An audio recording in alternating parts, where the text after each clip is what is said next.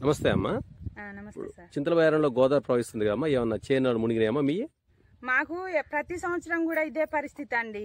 ఇది చింతలబేరం గ్రామంలో ఎప్పుడు వచ్చినా గానీ చేనులు చాలా వరకు డౌన్ లో ఉన్నాయి, అన్ని మునిగిపోతా ఉంటాయి. పంటలు కూడా పత్తులు వేసినాయి గానీ ఒరేసింది కూడా చాలా వరకు ఇట్లా మీకు చూస్తే ఆ వాటర్ అంతా కనిపిస్తూనే ఉంది. ఎంత వరకు మునిగిపోయిందో ఒకసారి ఇదంతా చూడండి సార్, ఎంతగానో మునిగిపోయిందో. ఇట్లాంటిది ఎప్పుడు జరుగుతూనే ఉంది కానీ అసలు మాకు ఎవరు కూడా గవర్నమెంట్ కూడా ఇంత నష్టపరిహారం కానీ విత్తనాల మందం పెట్టుబడి పెట్టిన దాంట్లో సగమన్న ఇద్దామని అవగాహన లేదు, మాకు సాయం చేసింది కూడా లేదు. మరి ఎందుకు మా చింతలబేరం గ్రామాన్ని పట్టించుకుంటలేరు అనేది మా బాధ, మా ఆవేదన. ఎన్ని ఎకరాలు మునిగి ఉంటుందమ్మా పత్తి గానీ? మినిమం ఇప్పుడు ఆ వాటర్ ఉన్న కాడి నుంచి కూడా అవన్నీ చేయలేదు సార్, అవన్నీ కూడా చేయలే.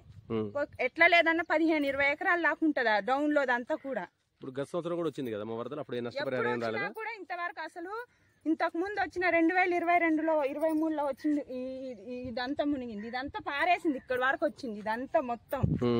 కానీ అప్పుడు కేసీఆర్ కొట్టిన 10,000 గానీ పంటలు మునిగినందుకు నష్టపరిహారం అయితే ఏమి ఇయ్యలేదు.